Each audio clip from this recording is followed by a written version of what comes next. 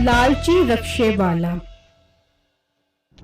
शहर से दूर एक गांव में एक गरीब रक्षा ड्राइवर रहता था जिसका नाम बिट्टू था। बिट्टू अपने भाई रॉकी और अपनी बीवी के साथ रहता था। उसका भाई बहुत आलसी था और सारी जिम्मेदारी बिट्टू पर थी। रॉकी, तू मेरे साथ रिक्शा चलाया करो, सारा काम मैं खुद करता हूँ, बहुत ज्यादा थक जाता हूँ। बिट्टू भाई, आपके पास एक ही रिक्शा है, वो मैं कैसे चलाऊं? आपकी गोद में बैठ कर चलाऊं क्या? रॉकी, तुम्हारी जबान बहुत लंबी होती जा रही है, तुम्हें बड़ों से बात करने की तमीज नहीं है। बिट्टू भाई, किससे और कैसे बात करनी है आप मुझे मत बताओ, मुझसे गरीबों वाले काम नहीं होते, पहले ही मैं बहुत कमजोर हो गया हूँ। हाँ, बहुत कमजोर हो गया है ये। खड़ा यहाँ होता है और पेट इसका दूसरे मोहल्ले जा रहा होता है। बेगम, तुम चुप करो। देख लिया कितनी बदतमीजी करती है तुम्हारी बेगम मेरे साथ। अपनी बेगम को लगाम दो वरना मैं घर छोड़ कर चला जाऊंगा। रॉकी मेरे भाई, तू घर छोड़ने की बात मत किया कर। तुमने जानबूझकर इसे सर चढ़ाया हुआ है। काम का न काज का, दुश्मन अनाज का। उसी गांव में एक वीरान रास्ता था जहां लोगों को अक्सर एक चुड़ैल नजर आती थी, इसलिए शाम में लोग उस रास्ते से नहीं गुजरते थे। उसी गांव में बिट्टू का दोस्त मीठा अपनी बीवी नसीबो कैंची के साथ रहता था। अरे मिठे, बगैर तो के बच्चे रक्षे का काम भी करवा लिया कर, सारा दिन यहाँ से वहाँ भगाता रहता है। अगर ज्यादा खराब हो गया तो कहाँ से ठीक करवा बेगा? अरे मेरी मोटी नाक वाली बेगम, तू फिक्र मत कर, मैं रक्षा खराब नहीं होने देता। अगर रक्षे का काम करवाएंगे तो सारे पैसे उसमें ही लग जाएंगे, फिर तेरे मोटे पेट का क्या होगा जिसमें तू ठूस ठूस कर खाना डालती है। बेटे, मेरे से जरा तमीज से बात करियो, मेरा नाम नसीबो कैंची है। तेरी जबान काट के रख दूंगी जो बड़ी कैंची की तरह चले। तू बड़ी मनहूस शक्ल वाली औरत है, तुझे शोहर से बात करने की तमीज नहीं है। ये सिखाया है तुझे तेरे माँ बाप ने। मेरे माँ बाप को कुछ ना कहिए, मैं तेरी नस से चीर के सुकड़े डाल दूंगी अगर मेरे माँ बाप के बारे में कुछ कहा तो। बड़ी आई, मैं न सुनूं अपने माँ बाप के बारे में कुछ भी। कभी अपने घर भी चली जाया कर। मैं ना जाऊँ अपने माँ बाप के घर। इन्होंने जब मेरी शादी तेरे साथ की थी तो इन्होंने कहा था, बेटा हम तेरी शादी कर रहे हैं, अब तेरे शोहर का जनाजा ही आना चाहिए। हाँ, मार दे मुझे, ताकि तू मेरी जायदाद पर कब्जा कर सके। अरे मिठे, तेरे पास है ही क्या जायदाद में एक मंजर लोटे के अलावा? तू निकल जा, जाकर रक्षा चला, निकल जा अपनी मनहूस शक्ल लेकर।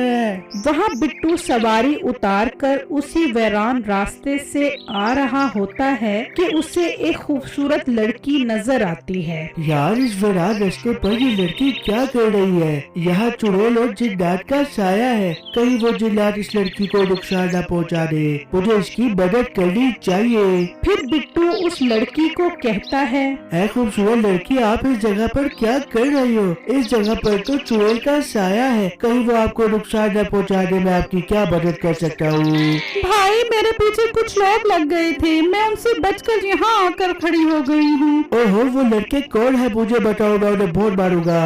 मैं उनको नहीं जानती। खैर, आप मेरे साथ आकर बैठ जाओ, मैं आपको छोड़ देता हूँ। फिर वो लड़की बिट्टू के साथ उस रक्शे में बैठ जाती है। आपको एक बात कहूँ, आप बुरा तो नहीं मानोगी? नहीं, आप पूछिए। आप बहुत खूबसूरत हो, मेरा आप पर दिल आ गया है। आप भी अच्छे हैं पर मोटे बहुत हैं। कोई बात नहीं, मैं डाइटिंग कर लूँगा। चले, आप स्मार्ट हो जाएं, फिर मैं कुछ सोचती हूँ। बस मुझे यहीं उतार दें, मैं आगे खुद चली जाऊंगी। पर यहाँ तो कोई घर नहीं है। मेरा घर यहाँ ही करीब है, मैं चली जाऊंगी। फिर बिट्टू उस लड़की को वहाँ उतार देता है और वहाँ से चला जाता है और घर आकर अपनी बीवी को सारी बातें बताता है। ऐसा कैसे हो सकता है कि इतने वीराने में कोई लड़की खड़ी हो? हाँ बेगम, मैं खुद ये देखकर परेशान हो गया था कि ये लड़की इस वीराने में क्या कर रही है। खैर, अब आप इस रास्ते पे दोबारा मत जाना, ऐसी लड़कियाँ ठीक नहीं होती। बिट्टू और उसकी बीवी ये बातें कर रहे होते हैं कि रॉकी ये बात सुन लेता है। अरे वाह, खूबसूरत लड़की, और उस वीरान रास्ते पर मेरी तो निकल पड़ी। मैं कल जाऊंगा उसके पास और उसे पटाऊंगा। अगले दिन बिट्टू रक्षा ले जाने की तैयारी कर रहा होता है कि रॉकी वहाँ आ जाता है। भाई आज से रक्षा मैं चलाऊंगा। रॉकी मेरे भाई ये तू क्या कह रहा है? मुझे अपने कानों पर यकीन नहीं आ रहा। क्या तू सच कह रहा है? हाँ भाई मैं सच कह रहा हूँ। आज से मैं घर की जिम्मेदारी संभालूंगा। वाह भाई तूने मेरा दिल खुश कर दिया है। फिर रॉकी रक्षा लेकर चला जाता है और बिट्टू अपनी बीवी के पास आता है। बेगम बेगम आज मैं बहुत ज्यादा खुश हूँ। आज से रॉकी भी रक्षा चलाएगा। अब वो घर की जिम्मेदारियों को समझने लग गया है। क्या ये आप क्या कह रहे हैं? ये एक दिन में से क्या हो गया है? बेगम उसे अपनी जिम्मेदारियों वैसे मुझे बड़ी अजीब बात लग रही है कि एक दिन में वो कैसे ठीक हो गया। वहाँ रॉकी रक्षा लेकर उसी वीरान रास्ते पर पहुँचता है तो उसे वही लड़की नजर आती है और रॉकी उसे देखकर सोचता है, अरे वाह क्या कमाल की खूबसूरत लड़की है। बिट्टू भाई ठीक कह रहे थे। अब बस इसे पटा कर इससे शादी करूँगा। फिर रॉकी उस लड़की को कहता है, मैं यहाँ से गुजर रहा था तो मेरी नजर आप पर पड़ी। आप यहाँ वीराने में क्या कर रही हो? भाई कुछ लड़के मेरे पीछे लग गए थे, उनसे बचकर यहाँ आ गई हूँ। मुझे उन लड़कों का बताओ, मैं उन्हें मार मार कर बंदर बना दूंगा। आप मुझे जानती नहीं हो, मैंने लड़ाई में गोल्ड मेडल हासिल किया हुआ है। आप इन्हें छोड़ें, मुझे मेरे घर छोड़ दें। आ जाओ सोने और बैठ जाओ मेरे रक्षे में। फिर वो लड़की रक्षे में बैठ जाती है और रॉकी उसे ले जाने लगता है।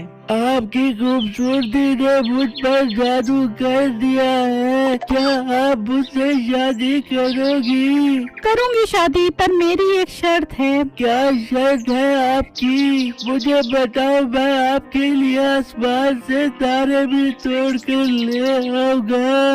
आप सितारों को छोड़ो, पहले अपनी नाक तो साफ करो। नाक भी साफ कर लूंगा, तुम एक बार हाथ तो करो। रॉकी अभी ये कह ही रहा होता है कि एक कब्रिस्तान आ जाता है और लड़की उसे रक्षा रोकने का कहती है। ये तो कब्रिस्तान है। हाँ, मेरा घर इसके करीब ही है। फिर लड़की रक्षे से उतर जाती है तो रॉकी कहता है, फिर कब मिलोगे सोने हो? लड़की ये सुनकर कोई जवाब नहीं देती और आगे चलने लगती है तो रॉकी की नजर उसके पाँव पर पड़ती है। अरे बाप रे, इसके पाँव तो उल्टे हैं, मतलब ये चुड़ैल है। फिर उस लड़की की शक्ल बदल जाती है और रॉकी डरकर वहाँ से रक्षा लेकर भाग जाता है और घर आकर बिट्टू और भाभी के पास आता है। रॉकी तुम्हें क्या हुआ है? तुम इतने परेशान क्यों नजर आ रहे हो? भाई मैं आपको क्या बताऊं, बात ही परेशान होने वाली है। रॉकी मेरा भाई मुझे क्यों परेशान कर रहा है? बता ना क्या बात है? भाई मैं रक्षा लेकर उस वीरान रास्ते से गुजर रहा था कि मुझे एक लड़की मिली। फिर मैंने उसे छोड़ा तो वो चुड़ैल बन गई और मैं वहाँ से भाग गया। रॉकी ये तुम क्या बात कर रहे हो? वो लड़की तो मुझे भी मिली थी, मतलब वो लड़की एक चुड़ैल थी, शुक्र मैं बच गया उससे। नहीं भाई, मुझे लगता है वो चुड़ैल मेरा पीछा करते करते घर तक भी आ गई है। रॉकी ये तुम क्या कह रहे हो? तुम घर ना आते, फिलहाल कहीं और चले जाते। अब वो चुड़ैल हमें नहीं छोड़ेगी।